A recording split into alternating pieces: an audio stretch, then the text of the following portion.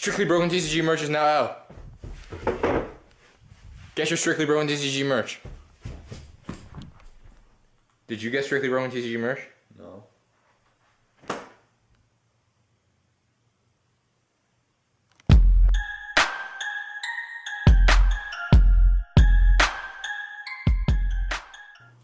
Hey YouTube, Strictly Broken here, and I'm here to do another Strictly Rants for you guys. You know, haven't done one in a while, but now Strictly Rants will be a weekly show we have on this channel every Saturday, because I decided that that's what's needed to happen, because I have a lot to rant about, and you guys really enjoyed the previous two rants we made. So we're gonna keep this going. This is a very positive type of video.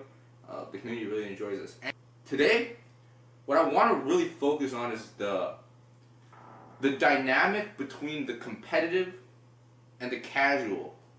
And this is a topic that we're all too familiar with. It doesn't matter if you played Waste your whole life, which is impossible because Waste couldn't have possibly been, it hasn't even existed your whole life. But like, it doesn't matter if you play Waste, Yu-Gi-Oh, Pokemon, Magic, or if you play like sports like soccer, hockey, whatever. The competitive will always butt heads with the casual. This video isn't really, I have no intention to solve a problem here. I'm not into the whole solve problem things. I think there's some problems that cannot be solved, such as this one. But the reason the competitive will always butt heads with the casual is they have very different agendas for the social environment. That it just cannot be resolved. It cannot be resolved, and you see this perpetuate itself in like Facebook groups, at locals, in like these Discord, these private chats, these group chats, these Skype calls. The competitive and the casual just will not agree, and then when they face each other's backs, the competitive will shit on the casual will shit on the competitive, or if they have a better personality, they'll just talk a little bit badly about them. You know, it'll always cause a little rift. You know, seeing that we're opening a card shop soon at Strictly Broken TCG, check it out, everything, blah blah blah, really exciting stuff, blah blah blah, not the topic of the video. This dynamic will, I mean, in the existing card shops that I've played at, and like that I've played at throughout my life, you'll always see this problem, and it does cause these rifts at locals. Why? Because the casual often takes up space in the card shop during these tourney hours, and the competitive players are angry that they don't have the space, or that the tourney is only 12 people and not 20 people because there's like 8 casuals just sitting on the side playing but not playing the tourney.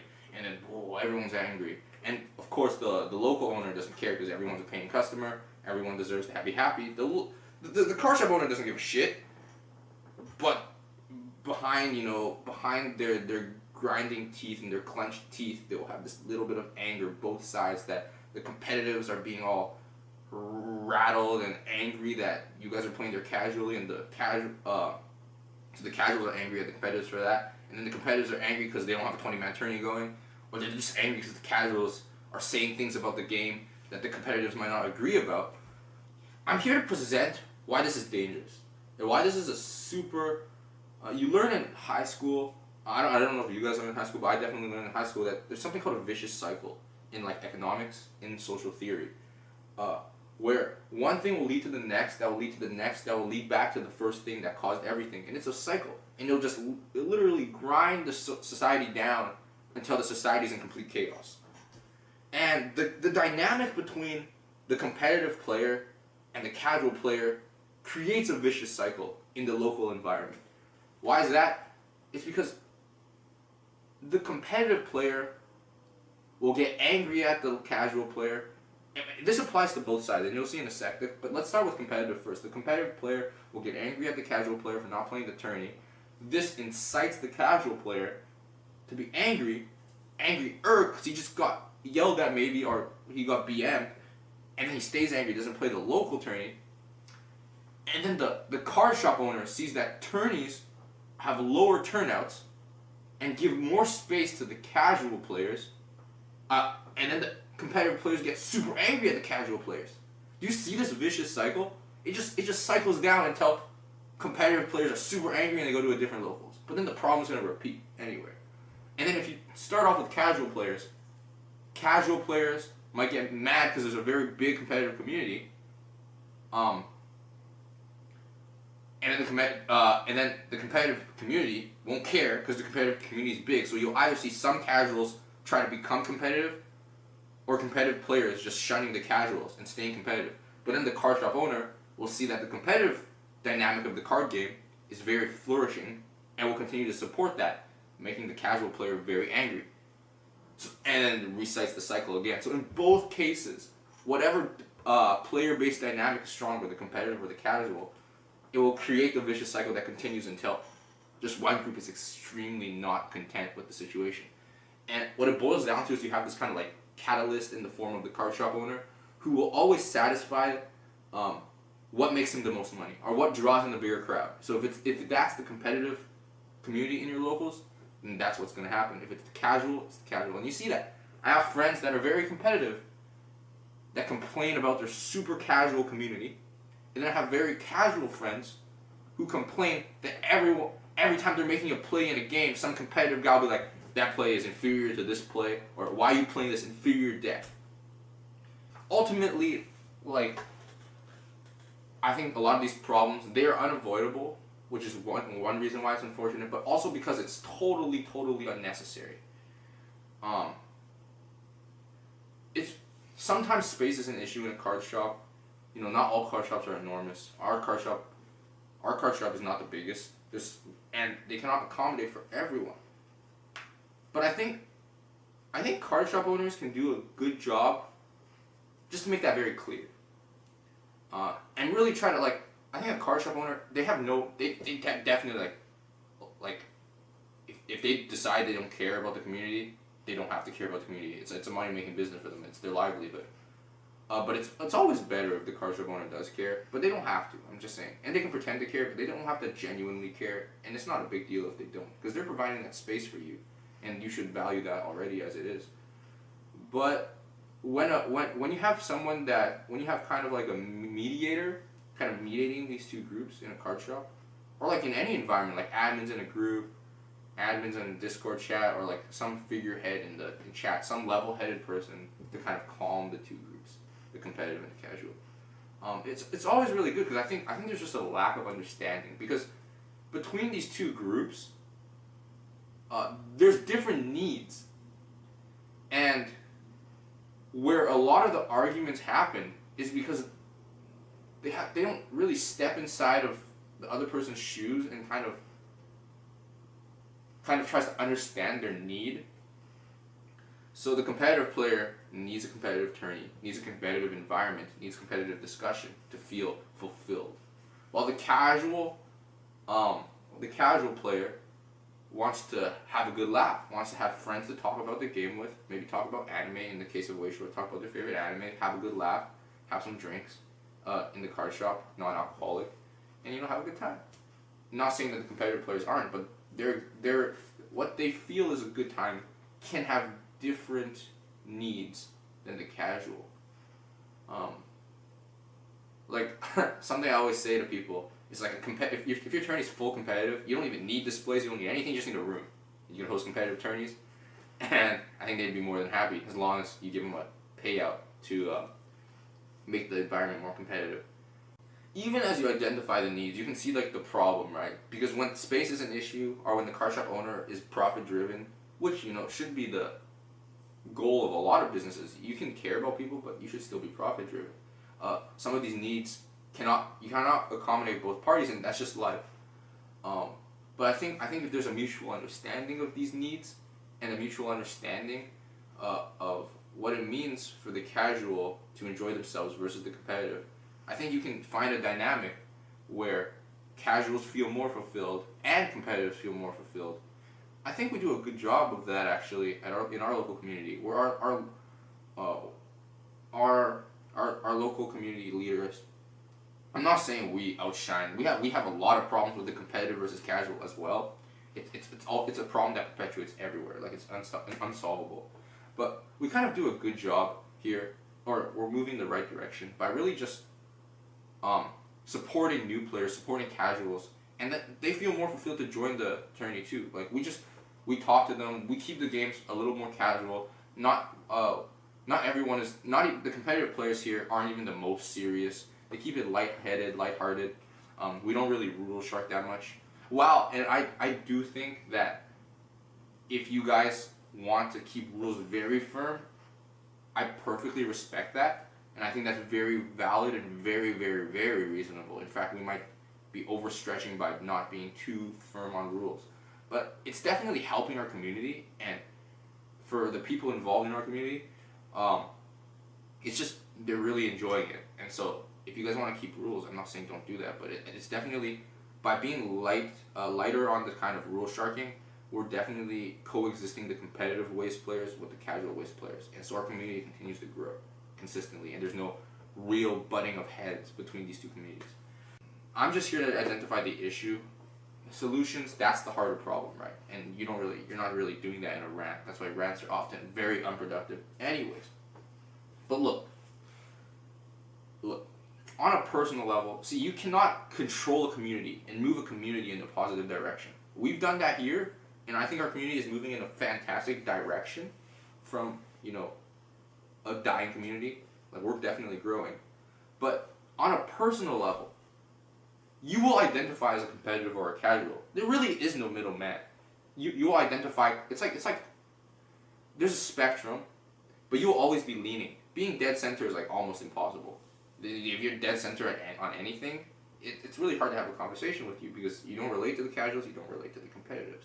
So, if you're a competitive or swayed in the competitive direction, look, a lot of casuals, if they want to play a deck that isn't the best deck for that series, why should the competitive, for example, tell them that they're wrong? Tell them that there's better cards. Or if you are going to tell them that, why should you insist? And you might be right even, but why do you want to insist that you're right? There's no gain there. There's no benefit there.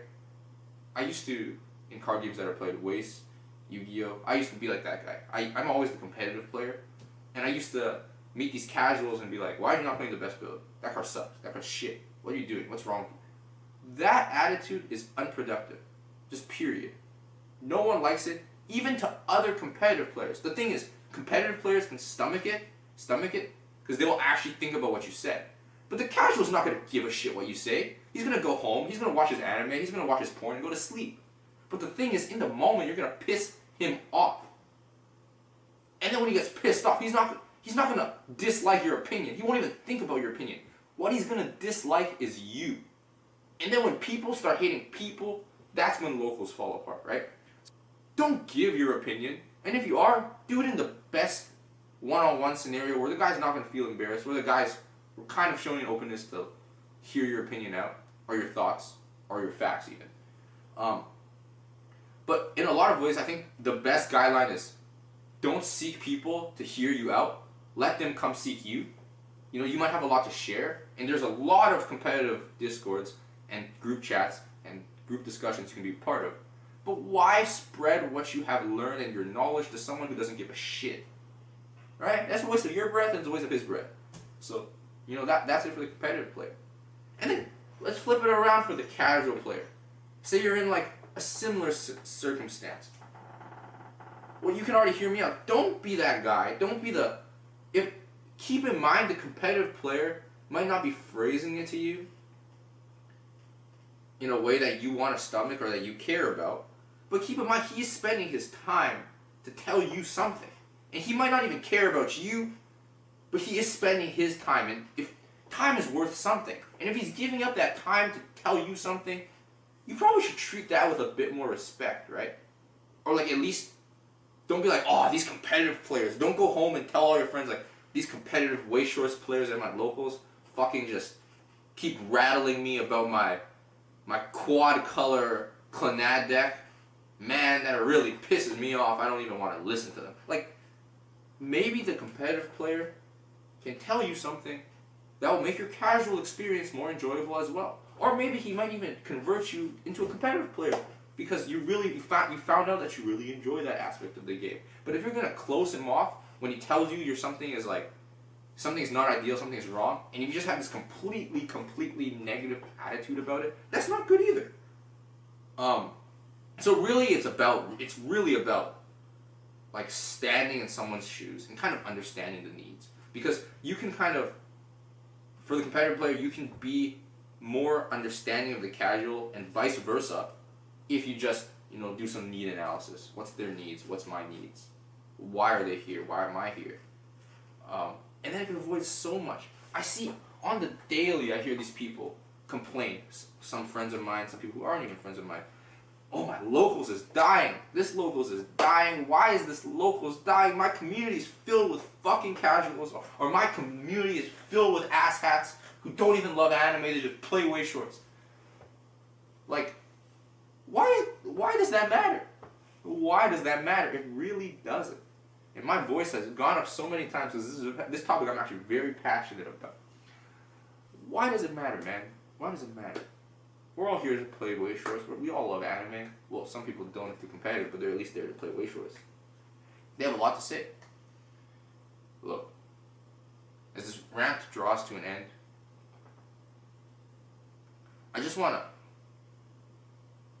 to close off by saying that if you don't want your card shop to close down, if you don't want your card shop to stop supporting the game that you love, whether it's Waste, Pokemon, and Magic, it's just Pokemon and Magic have such a large, what's the word? They have a large network already, so that they can't die. Pokemon, Magic, Yu-Gi-Oh, they really can't. But for a game like Waste, if you want it to grow, if you don't want your community of Waste players, your 5 Waste players, your 10 Waste players, your 20 Waste players, your 30 Waste players, to become half of that, or to completely die out, you gotta start stepping into other people's shoes. The competitive needs to understand the casual needs to understand the competitive. And I'm not here telling you all the solutions to all these problems, because there's a lot of problems are case by case. But what I am telling is that if you watch this video, if you hear me out, and if you're a competitive or a casual player, you can do so much for your community by just being more understanding of the other side. And that's it. That's all I gotta say. Check out www.strictlybrokenTCG.com for your best singles on JP and English cards. Strictly Broken, the card shop, TCG, the card shop's opening in like 9 days from the making of this video, or is it 8? I don't remember, but that's crazy. And check out our Twitter, check out our Facebook, subscribe to our YouTube, leave a comment. Leave a comment. Is your locals doing really well? What are they doing to do really well? Or is your locals doing really poorly? And can you relate to some of these problems I discussed in this video? Leave a comment, drop a like, drop a dislike if you hate me ranting, and yeah, that's it. Strictly Broken. I'm signing off.